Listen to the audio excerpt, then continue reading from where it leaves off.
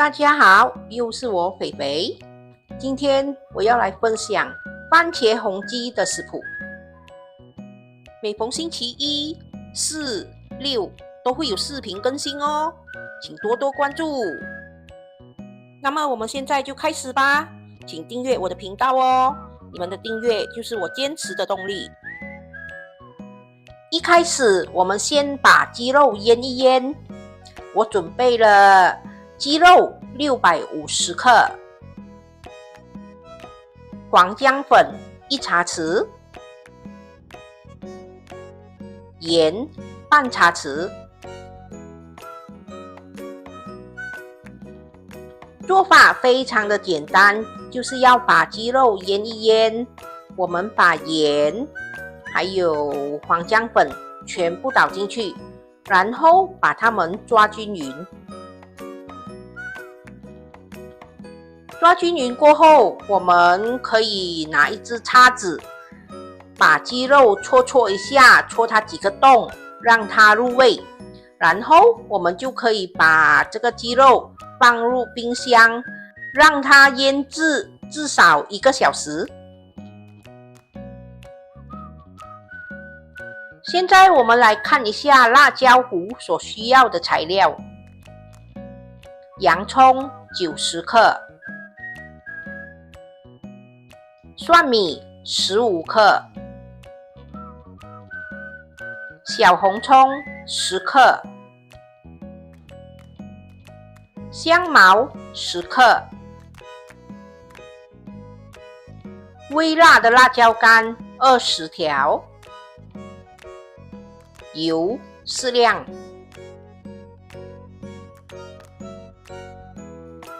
我们把蒜米、小红葱、香茅，还有洋葱、辣椒干，还有油，全部倒入搅拌机里，把它们搅拌均匀。大家要记得，搅这个辣椒糊的时候，只可以加油，不可以加水哦。不然等下你炒辣椒糊要炒出油的时候，你就要炒很久。我们可以不停的加油，加到这个辣椒糊可以搅拌均匀为止。你们不需要太担心它会太多油，等下煮好的时候，你们可以把油舀掉。现在我们来看一下番茄红鸡所需要的材料：已腌制的鸡肉、辣椒糊、辣椒酱3汤匙、番茄酱4汤匙、白糖3汤匙、盐1茶匙、桂皮1支、八角1粒、小豆蔻2粒、清水200 ml、洋葱圈80克、番茄2粒、辣椒80克。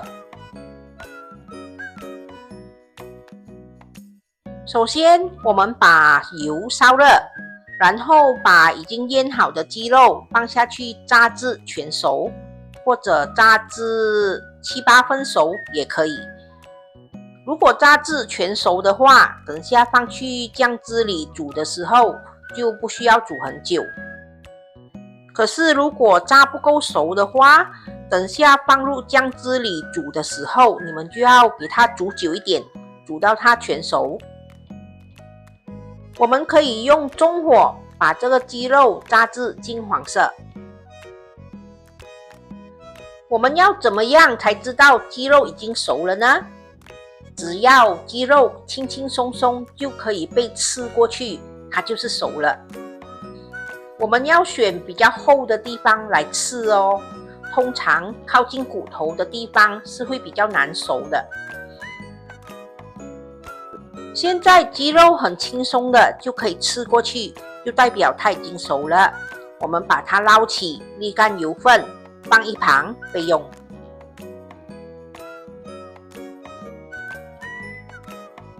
我们把炸鸡的油剩起后，留一点点油在锅里，爆香蒜米红葱。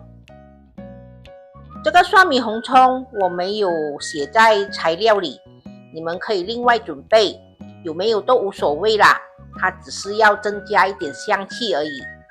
接着我们就可以把洋葱圈还有辣椒炒一炒，然后也可以把番茄倒下去，把它们炒一炒。我们只是要把它炒香，我们就可以把它拿起放一旁备用。现在我们把桂皮、八角还有小豆蔻倒入锅里，把它们炒一炒，炒到有香气，然后我们就可以把辣椒糊倒进去。我们用小火慢慢的把这个辣椒糊炒到出油。你们看，它现在是干干的，没有什么油，然后颜色也比较浅。我们用小火慢慢的炒，等下它就会浮出一些红色的油，然后这个辣椒糊的颜色也会变得比较深。你们看，现在辣椒糊的颜色已经变得比较深，然后已经浮出很多红色的油了。这个时候就已经炒得差不多了，我们可以把辣椒酱和番茄酱倒下去，把它炒一炒，炒均匀。这个辣椒糊炒越久，它就会浮出越多的油。别担心，等下煮好后，我们可以把它舀掉的。现在我们可以把清水倒进去，然后把它煮滚。我们也可以把鸡肉倒下去，让它焖煮一下。如果你们的鸡肉刚才是还没有炸到全熟的，你们就要让它焖煮久一点。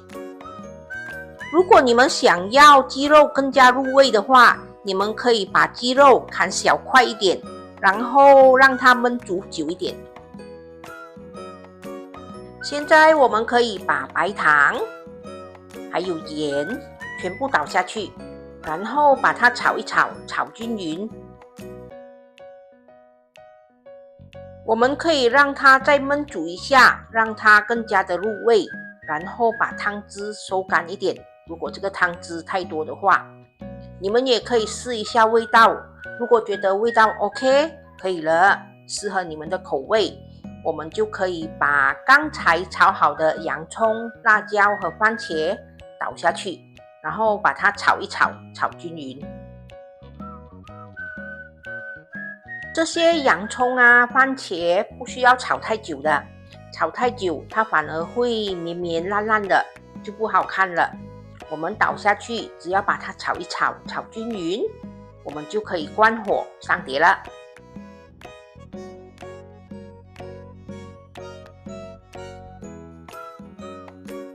完成喽！这就是我今天的作品——番茄红鸡Ayam Masak Merah。你们看它的颜色是不是很美、很鲜艳、很漂亮？